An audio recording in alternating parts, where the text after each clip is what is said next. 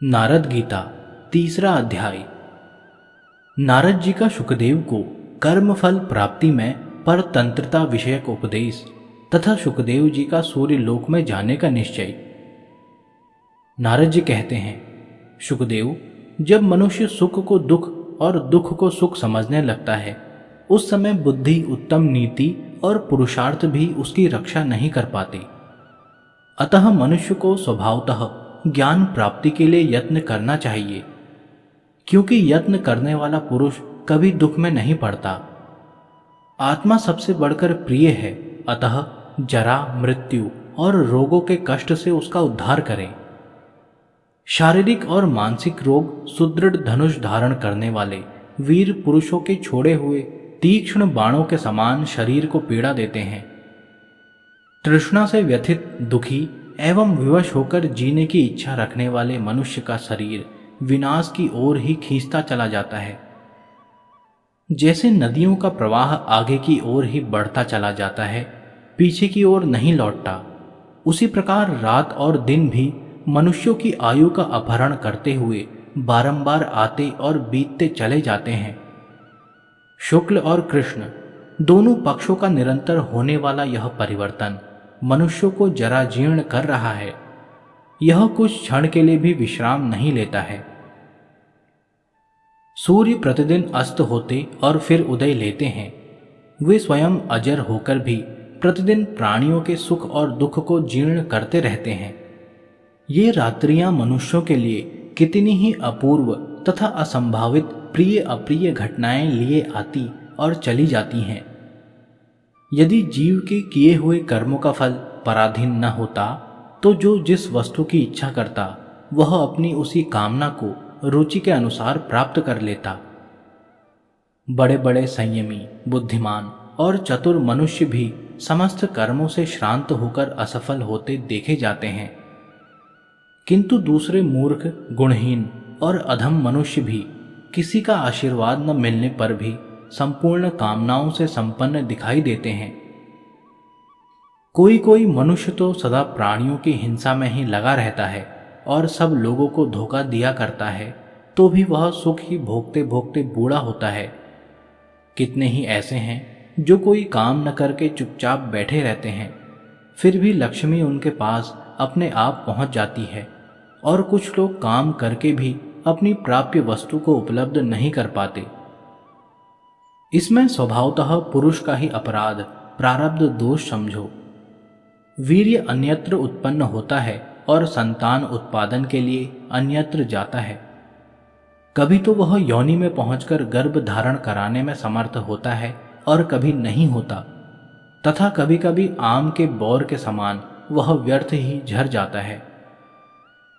कुछ लोग पुत्र की इच्छा रखते हैं और उस पुत्र के भी संतान चाहते हैं तथा इसकी सिद्धि के लिए सब प्रकार से प्रयत्न करते हैं, तो भी उनके एक अंडा भी उत्पन्न नहीं होता।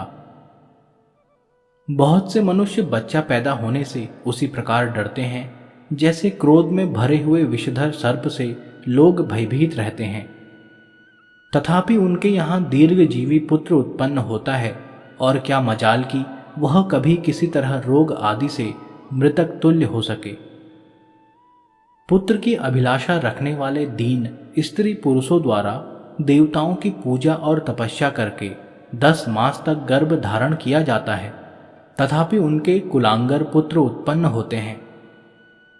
तथा बहुत से ऐसे हैं जो आमोद प्रमोद में ही जन्म धारण करके पिता के संचित किए हुए अपार धन धान्य एवं विपुल भोगों के अधिकारी होते हैं।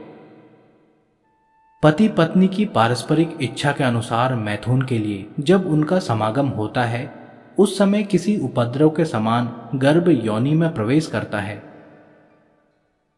जिसका स्थूल शरीर क्षीर्ण हो गया है तथा जो कफ और मांसमय शरीर से घिरा हुआ है, उस देहधारी प्राणी को मृत्यु के बाद शीघ्र ही दूसरे शरीर उपलब्ध हो जाते हैं।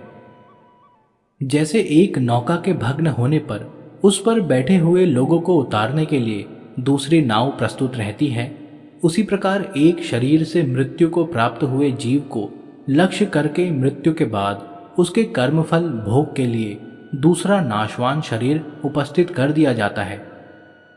शुकदेव, पुरुष स्त्री के साथ समागम करके उसके उदर में जिस अचेतन शुक्र बिंदु को स्थापित करता है वही गर्भ रूप में परिणत होता है। फिर वह गर्भ किस यत्न से यहाँ जीवित रहता है, क्या तुम कभी इस पर विचार करते हो? जहां खाए हुए अन्न और जल पच जाते हैं तथा सभी तरह के भक्ष्य पदार्थ जीर्ण हो जाते हैं, उसी पेट में पड़ा हुआ गर्भ अन्न के समान क्यों नहीं पच जाता है? गर्भ में मल और मूत्र के धारण करने या त्याग में कोई स्वभावनियत गति है, किंतु कोई स्वाधीन करता नहीं है। कुछ गर्भ माता के पेट से गिर जाते हैं, कुछ जन्म लेते हैं और कितनों की ही जन्म लेने के बाद मृत्यु हो जाती है। इस योनि संबंध से कोई सकुशल जीता हुआ बाहर निकल आता है, तब कोई संतान को प्राप्त होता है और पुनः परस्पर के संबंध में संलग्न हो जाता है। अनादिकाल से साथ उत्पन्न होने वाले शरीर के साथ जीवात्मा अपना संबंध स्थापित कर लेता है। इस शरीर की गर्भावास, जन्म, बाल्य, कौमार, पौगंड, यौवन, वृद्धावस्था, जरा, प्राणरोध और नाश, ये 10 दशाएं होती हैं। इनमें से 7वीं और 9वीं दशा को भी शरीरगत 5 भूत ही प्राप्त होते हैं, आत्मा नहीं। आयु समाप्त होने पर शरीर की 9वीं दशा में पहुंचने पर ये 5 भूत नहीं रहते, अर्थात 10वीं दशा को प्राप्त हो जाते हैं। जैसे व्याध छोटे मृगों को कष्ट पहुंचाते हैं, उसी प्रकार जब नाना प्रकार के रोग मनुष्यों को मथ डालते हैं, तब उनमें उठने बैठने की भी शक्ति नहीं रह जाती, इसमें संशय नहीं है। रोगों से पीड़ित हुए मनुष्य वैद्यों को बहुत सा धन देते हैं और वैद्य लोग रोग दूर करने की बहुत चेष्टा करते हैं, तो भी उन रोगियों की पीड़ा दूर नहीं कर पाते हैं। बहुत सी औषधियों का संग्रह करने वाले चिकित्सा में कुशल चतुर वैद्य भी व्याधों के मारे हुए मृगों की भांति रोगों के शिकार हो जाते हैं। बड़े बड़े हाथी जैसे वृक्षों को झुका देते हैं, वैसे ही वे तरह तरह के काढ़े और नाना प्रकार के घी पीते रहते हैं, तो भी वृद्धावस्था उनकी कमर टेढ़ी कर देती है, यह देखा जाता है। इस पृथ्वी पर मृग, पक्षी, हिंसक पशु और दरिद्र मनुष्यों को जब रोग सताता है, तब कौन उनकी चिकित्सा करने जाते हैं, किंतु प्रायः उन्हें रोग होता ही नहीं है। परंतु बड़े बड़े पशु जैसे छोटे पशुओं पर आक्रमण करके उन्हें दबा देते हैं, उसी प्रकार प्रचंड तेज वाले घोर एवं दुर्धर्ष राजाओं पर भी बहुत से रोग आक्रमण करके उन्हें अपने वश में कर लेते हैं। इस प्रकार सब लोग भवसागर के प्रबल प्रवाह में सहसा पड़कर इधर उधर बहते हुए मोह और शोक में डूब रहे हैं और आर्तनाद तक नहीं कर पाते हैं। विधाता के द्वारा कर्मफल भोग में नियुक्त हुए देहधारी मनुष्य धन, राज्य तथा कठोर तपस्या के प्रभाव से प्रकृति का उल्लंघन नहीं कर सकते। यदि प्रयत्न का फल अपने हाथ में होता तो मनुष्य न तो बूढ़े होते और न मरते ही। सबकी समस्त कामनाएं पूरी हो जाती और किसी को अप्रिय नहीं देखना पड़ता। सब लोग लोगों के ऊपर से ऊपर स्थान में जाना चाहते हैं और यथाशक्ति इसके लिए चेष्टा भी करते हैं, किंतु वैसा करने में समर्थ नहीं होते। प्रमाद रहित पराक्रमी शूरवीर भी ऐश्वर्य तथा मदिरा के मद से उन्मत्त रहने वाले शठ मनुष्यों की सेवा करते हैं। कितने ही लोगों के क्लेश ध्यान दिए बिना ही निवृत्त हो जाते हैं तथा दूसरों को अपने ही धन में से समय पर कुछ भी नहीं मिलता। कर्मों के फल में भी बड़ी भारी विषमता देखने में आती है। कुछ लोग पालकी ढोते हैं और दूसरे लोग उसी पालकी में बैठकर चलते हैं। सभी मनुष्य धन और समृद्धि चाहते हैं, परंतु उनमें से थोड़े से ही ऐसे लोग होते हैं जो रथ पर चढ़कर चलते हैं। कितने ही पुरुष स्त्री रहित हैं और सैकड़ों मनुष्य कई स्त्रियों वाले हैं। सभी प्राणी सुख दुख आदि द्वंद्वों में सम रहे हैं। मनुष्य उनमें से एक एक का अनुभव करते हैं, अर्थात किसी को सुख का अनुभव होता है, किसी को दुख का। यह जो ब्रह्म नामक वस्तु है, इसे सबसे भिन्न एवं विलक्षण समझो। इसके विषय में तुम्हें मोहग्रस्त नहीं होना चाहिए। धर्म और अधर्म को छोड़ो, सत्य और असत्य दोनों का त्याग करो। सत्य और असत्य दोनों का त्याग करके जिससे त्याग करते हो उस अहंकार को भी त्याग दो। मुनि श्रेष्ठ, यह मैंने तुमसे परम गूढ़ बात बतलाई है, जिससे देवता लोग मृत्यु लोक छोड़कर स्वर्ग लोक को चले गए। नारद जी की बात सुनकर परम बुद्धिमान और धीर चित्त शुकदेव जी ने मन ही मन बहुत विचार किया, किंतु सहसा वे किसी निश्चय पर न पहुंच सके। वे सोचने लगे, स्त्री पुत्रों के झमेले में पड़ने से महान क्लेश होगा। विद्या अभ्यास में भी बहुत अधिक परिश्रम है। कौन सा ऐसा उपाय है जिससे सनातन पद प्राप्त हो जाए? उस साधन में क्लेश तो थोड़ा हो, किंतु अभ्युदय महान हो। तदंतर उन्होंने 2 घड़ी तक अपनी निश्चित गति के विषय में विचार किया। फिर भूत और भविष्य के ज्ञाता शुकदेव जी को अपने धर्म की कल्याणमयी परम गति का निश्चय हो गया। फिर वे सोचने लगे, मैं सब प्रकार की उपाधियों से मुक्त होकर किस प्रकार उत्तम गति को प्राप्त करूं, जहां से फिर इस संसार सागर में आना न पड़े, जहां जाने पर जीव की पुनरावृत्ति नहीं होती। मैं उसी परम भाव को प्राप्त करना चाहता हूं।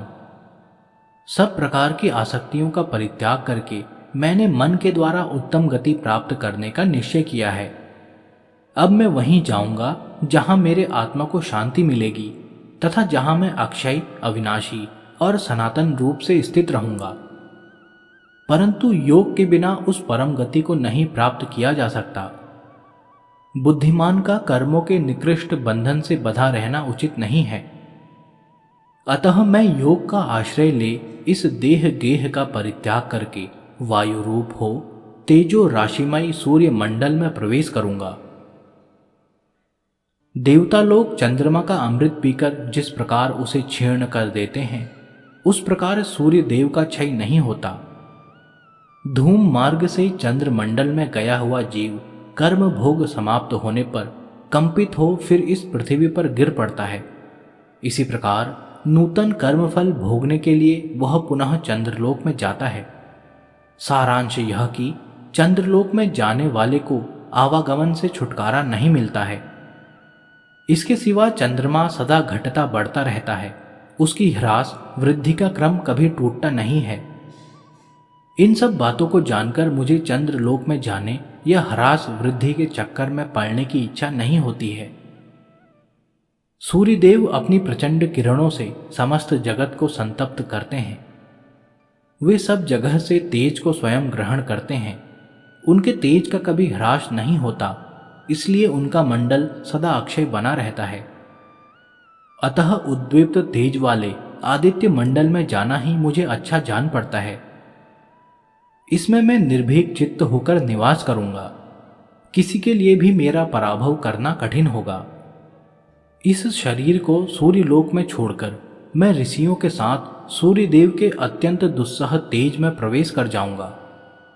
इसके लिए मैं नग, नाग, पर्वत, पृथ्वी, दिशा, ध्युलोक, देव, दानव, गंधर्व, पिशाच, सर्प और राक्षसों से आज्ञा मांगता हूं।